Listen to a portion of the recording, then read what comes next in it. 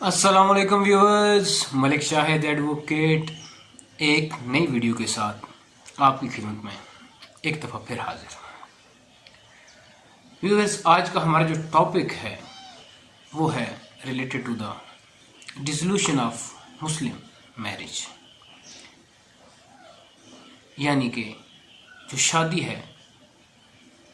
किसी भी मुसलमान मियाँ बीवी के दरमियान, जो ये बंधन है, इसको कैसे ख़त्म किया जाता है।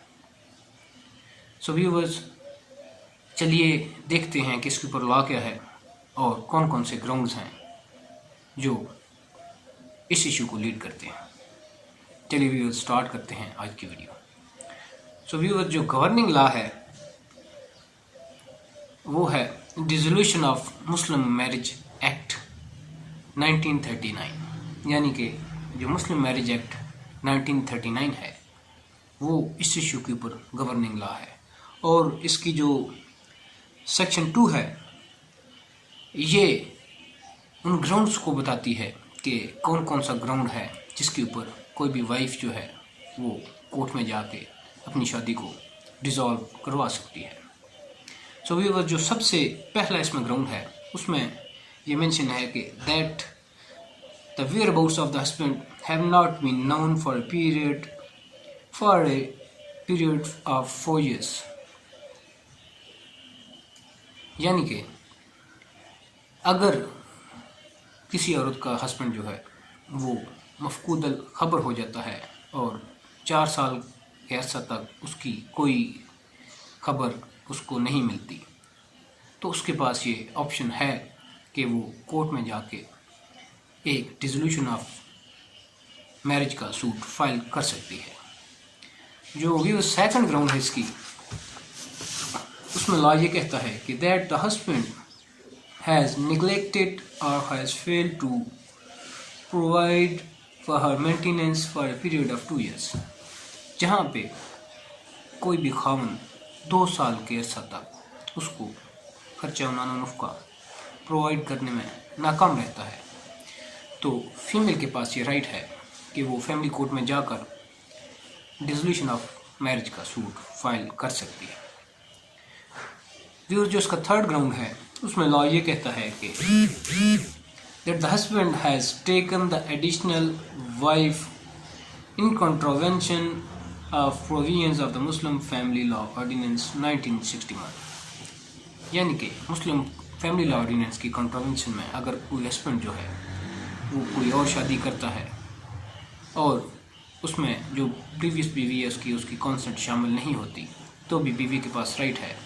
कि वो कोर्ट में जाकर डिसोल्यूशन ऑफ मैरिज का सूट फाइल कर सकती है। अभी जो नेक्स्ट ग्राउंड है इसका वो ये है कि that the husband has been sentenced to imprisonment for a period of 7 years और अपवर्ड, यानी कि अगर जो खामद है उसको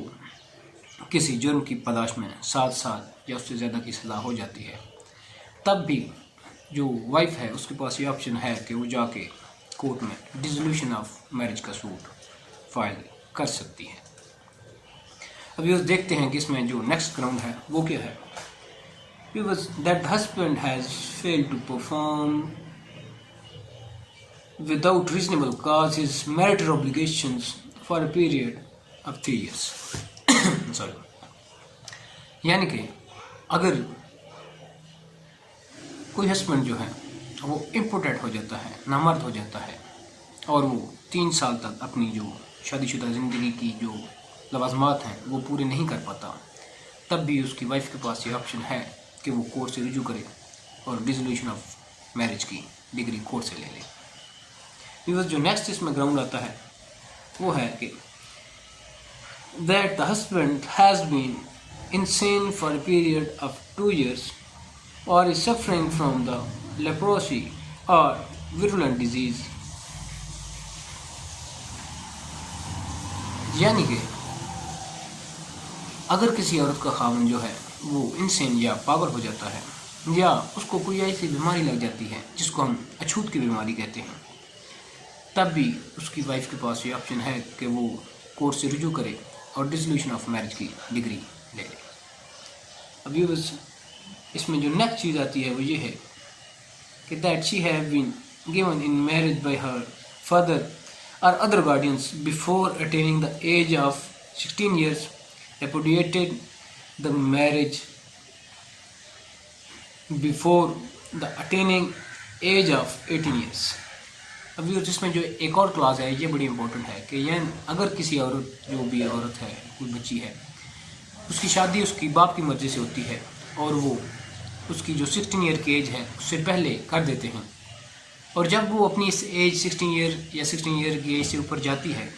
और वो ये समझती है कि उसकी जो शादी का फ़ैसला था वो गलत हुआ है और अब वो इस शादी को बरकरार नहीं रखना चाहती, तो भी उसके पास ऑप्शन है कि वो कोर्ट में जाए और एक suit for dissolution of marriage file करे और कोर्ट से डिसोल्यूशन ऑफ मैरिज की डिग्री ले। व्यूअर्स, ये थे कुछ ग्राउंड्स जिनकी बेस पर एक औरत जो है वो कोर्ट से डिसोल्यूशन ऑफ मैरिज की डिग्री ले सकती है और अपने आप को शादी के बंधन से आज़ाद करवा सकती है। व्यूअर्स, उम्मीद है आपको ये वीडियो अच्छी लगी होगी। प्लीज़ इसको लाइक एंड शेयर करें और पाकिस्तान लॉ बेस को सब्सक्राइब करें। थैंक यू व्यूअर्स, अल्लाह हाफ़िज़।